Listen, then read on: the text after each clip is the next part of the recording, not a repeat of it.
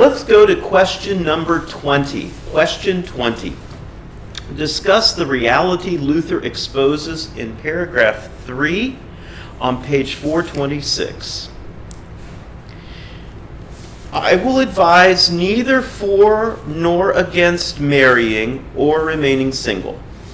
I leave that to a common Christian ordinance and to everyone's better judgment.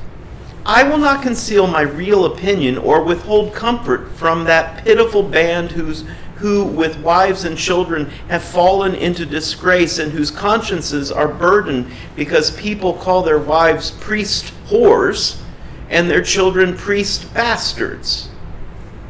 I say this freely by virtue of my right as a court jester. So what is he really saying there? That he's not going to judge? He's not going to judge. And that he thinks it's wrong that anyone's judging. That marriage or non-marriage is an individual's choice. And if you're married and have children, then that's a blessing of God, not illegitimacy. And he's lifting up that the women, these priests who fell in love and were married or living together because they legally couldn't marry, they were married in their hearts, they had children, and the woman and the children are suffering because of the church system, not because of the gospel. There's a difference. Yeah.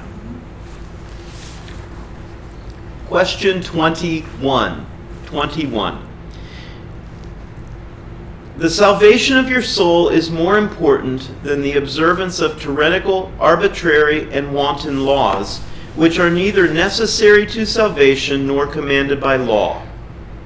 This one sentence from paragraph 1 on page 427 speaks volumes. Explain. So I'll read that one more time. The salvation of your soul is more important than the observance of tyrannical, arbitrary, and wanton laws, which are neither necessary to salvation nor commanded by God. Explain that. What's he saying? We are called to fear and obey God, not man, and that the laws are arbitrary. Yep. So, for the church to say the only language in the church shall be Latin. Jesus didn't speak Latin. Never did. He spoke the language of the people he was ministering to. Aramaic. Yes. Yep. So we see, now, was there benefit to there being a single language in the church? Absolutely. That meant that everybody could talk in the same language. But it was not a living language. It was a dead language. It's a good language, actually. But so there was a good reason for it. But for it to be law? No. It's sort of like being in the United States. People should learn English so we can all communicate. But if you're from Greece and want to speak Greek, or if you're from Mexico and want to speak Spanish, fine, do that too, but also learn English so that you can all communicate. And same thing with the church, fine, so everybody needs to learn Latin so they can communicate, but they need to speak the language of the people when they're ministering to the people. Yes. And what we've discovered in the United States, people get very upset about this, but what we've discovered is first-generation immigrants really struggle. It's not that they don't want to learn. It's that, how many of us pick up a new language easily? Can't. It's hard. And English is hard. And it's not that they're not trying, it's extremely difficult. Second generation are fully versed in English and are fully bilingual. Frequently, second generation is translating for the parents. Yes.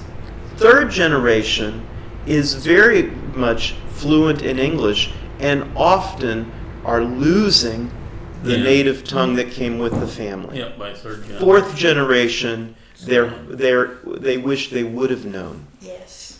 So, Norwegian. Yes, I wish I would have known. Yeah. It was spoken in Gaelic. my household, Yep. but they never stopped to teach me, really. I had to pick it up primarily.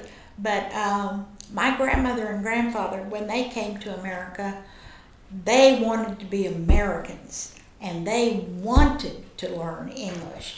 And my grandmother oftentimes would start out in English and end up in Norwegian in a conversation because she couldn't think of the words. Yeah. And that's pretty common. It's so hard. Yeah. As adults, it's Yeah. so hard to learn a new language. But it was their earnest desire to learn. And so many times I've come across in the schools, first generation, who don't care about learning. They'll depend upon the second generation who translates for them. And the desire, that's not totally true. Right. I think we have to recognize it's really hard. Okay, so if immigrants are coming out of Central America, what we do know is many of them come with less than a third grade education.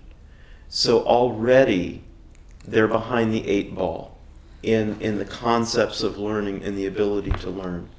I took a Spanish as second language course years back.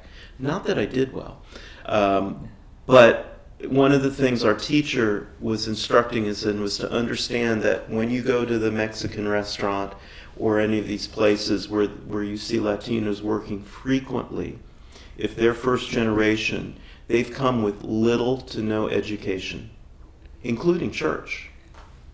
In parts of Central America, the bishops will baptize, give First Communion and confirmation all at one swoop, and with no education, no spiritual faith education. So it's really hard. It's really hard. We see that in the schools. Yeah. In fact, that's why we have the English as a second language classes, to bring them up, the children, the kids. And ESL classes here on the island, or here in Galveston, often have been from Asian immigrants tied to UTMB. But part of that is for our Latino immigrants, it's hard to get to an ESL class because they're typically working 2 to 3 jobs. Yeah. I mean, there's this dynamic. But what we know is second generation, third generation, fourth generation, they'll be speaking English because that is the common language. Yeah, they'll get there. Wow. Okay. So I think that we picked up that what he's saying there, the salvation of your soul is tied to faith. It's not tied to observing the rules that some pope has created. Yeah. Number 22, question 22. Luther sees the marriage of priests as a God-given natural part of life. What then does he say to the rules? Paragraph 1 and paragraph 3 on page 427. So we hit that already at the top. Here's what he says. Though I do not have the authority of a pope, I do have the authority of a Christian to advise and help my neighbor against sins and temptations, and that not without good cause or reason. Okay, and then a little lower he says, the Pope has as little power to command celibacy as he has to forbid eating, drinking, the natural movement of the bowels, and growing fat. Therefore, no one is bound to obey such a command, and the Pope is responsible for all the sins that are committed against it, for all the souls that are lost, and for all the consciences that are confused and tortured because of it. In 1980, I went to Guatemala as an exchange student for 3 months in the summer. When I was there, I went to a number of old Catholic churches You know, we'd go out to a village and we'd go in, like Chichicastenango. I've been there. And there were two cathedral buildings sitting opposing each other at a square. Well, they had been Mayan temples. And the conquistadors destroyed the temples, used the same stones, and built churches. The Saint Don Bosco was made a saint by the Catholic Church while I was in Guatemala. So, you know, waking up to firecrackers going off all over Guatemala City because it was the first saint tied to Guatemala. Well, I went to a Catholic school that summer, and we took a field trip up to the church in Antigua. And there, you know, we're looking around, and one of the things that I learned then, inside the crypts, because it was priests and nuns, there are numerous babies. The babies of the priests. That children who were born illegitimately because of the priesthood, and nuns who had had babies from priests. They couldn't be married. That's what Luther is getting at. Luther is getting at this system that is so warped and is destroying people. It is putting people at peril for salvation. And he puts all responsibility on the Pope and the system the Pope is over that is making that happen. Because if those priests and nuns could have married, imagine the torment of the soul, the guilt implied, the shame implied, and the secrecy then that was being lived. Well, that comment right at the end of 90 on 425 where it says, the decrees of the Lateran Council were incorporated into canon law, despite which clerical concubines remain common. Yep. In other words, even though they put it in law, they still had the other in place, which created all those problems and the babies which were buried in the tombs with them. Yep. They ignored what they did. Yep. I know that in modern times there's been conversation around, well, if the priests were allowed to marry, we wouldn't have all these sexual abuse cases. And you're right, that's the thing. It has nothing to do with it. No. Now, perhaps it does have something to do with when a priest is abusing a woman, is having a sexual relationship inappropriately with a woman or a girl. Perhaps. But what we've really seen is that pedophilia is rampant inside the Catholic priesthood, which is something very different. That would not be resolved by allowing them to marry. Because that's a completely different animal. Yes. Yes. Let's go to number 23. Luther is passionate about this topic. He clearly positions the Pope as contrary to God. Discuss paragraphs 1, 2, and 3 on 428. And a few things I lifted up. No good has ever come nor will come out of the papacy and its laws. And he says, for Christ has set us free from all humanly devised laws, especially when they are opposed to God and the salvation of souls, as St. Paul teaches in Galatians and in 1 Corinthians. So what are you thinking on that? Luther is passionate about this topic. He clearly positions the Pope as contrary to God. What are you seeing in that? It still keeps going back to Scripture. Yes. And, Luther in so many places, so many ways, so many different words keeps saying, basically, that most of the canon law dramatically opposes God's law. And wherever canon law doesn't agree with Scripture, scrap the canon law. Correct. Yep. So let's bring this up into the 21st century with issues that we contend with. we're part of a church that accepts gay people, including that we can have gay pastors. We do not require them to live a fully celibate life. They are allowed to marry. We recognize that in the ELCA. How did we get there? Here's the reality. The church through every age is struggling through to understand and to live faithfully to Christ.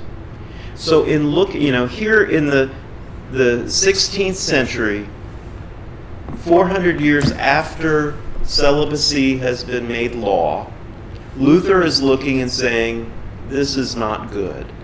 This is not scriptural. Because he's seeing that every man and woman should be free to marry if they so choose. We in the ELCA in the 20th century struggled with sexuality. And then through discernment and prayer, looking at Scripture and going, places that people think are very legalistic actually are misinterpretations. The wordings are not understood.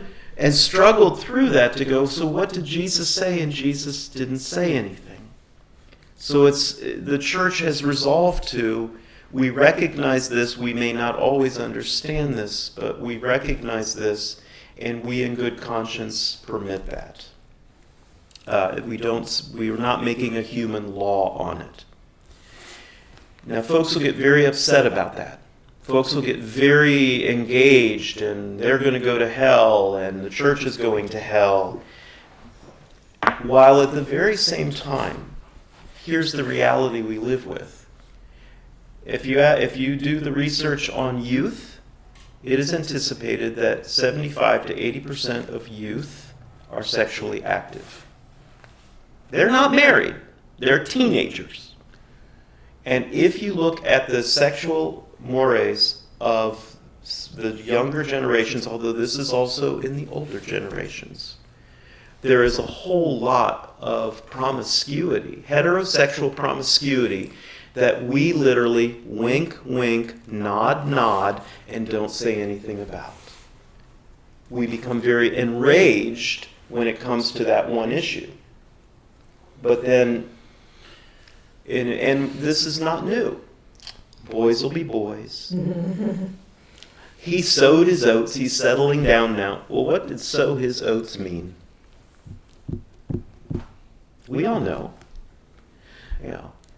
For us then to grapple with the sexuality and understand that we are complex humans, there are no easy answers, and what is the God of grace guiding and leading us with?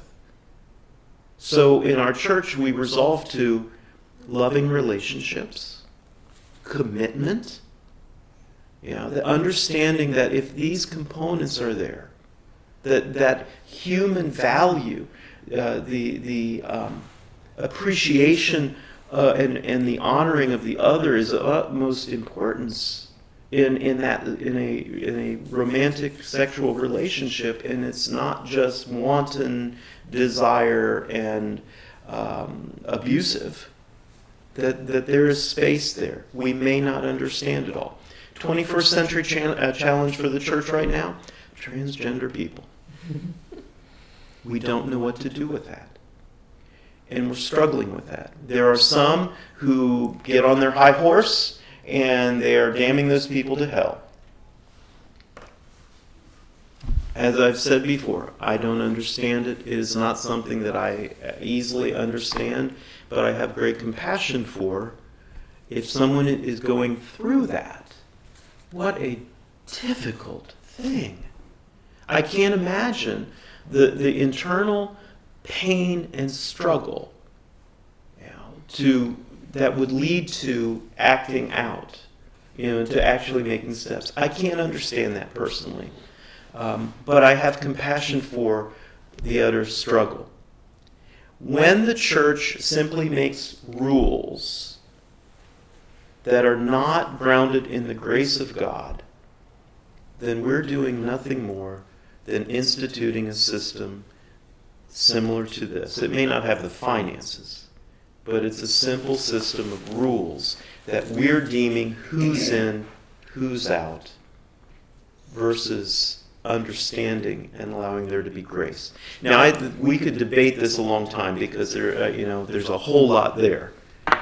But I'm inviting us to be open to grace. This is very childlike, but I don't understand it either. But I don't think it's my place to judge. I think God's going to take care of that.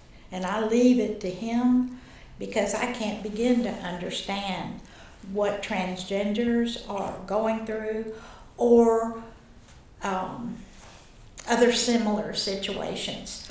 The situation of canon law, talking about canon law and our government law, which does not accept married or people who are not married living together because of insurance or survivor benefits or that kind of stuff. But I can't judge that relationship. They love each other. They're committed to each other, and the same thing in a gay situation. And the reality is, if we go to the Old Testament and really look, where is the marriage ceremony for Adam and Eve? Yeah, true. They were married in their hearts. In their hearts. But you're right. There are folks who do not get married because of insurance, because of retirements, Right. because of rules of the law. There are people who lived together because they were of different faiths and their faith homes would not allow them to marry. True. I know of someone who wanted to marry someone and her priest told her no, refused to marry. The person has not been back to church and lived with the person. And those are the human contortions of canon law, whatever we may call that really take away from people being the dignity of the human person as a child of God. Right. And you know, if a person in situations like that believe in Jesus Christ and salvation, how can they be denied Exactly. the fellowship of the church?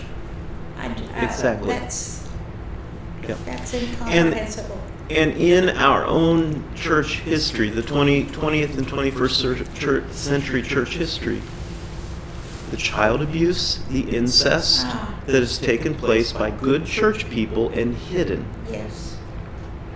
We are charlatans ourselves if we try to take and make rules and then we don't live by them. Yeah. And so it has to rely upon grace. We have to, and that's what Luther constantly is going back to the scriptures that reveal to us grace, that we are liberated in Jesus Christ. We are set free. Not to do necessarily what we want, but to not harm others, for sure. Yeah. To be in love and in service to others, and that's the calling of the church. So this is tough stuff, and there are no simple answers. So if you're watching and you're going, oh, these are tough issues. We can't debate them all and have long conversation today. But these are tough issues that don't have easy answers.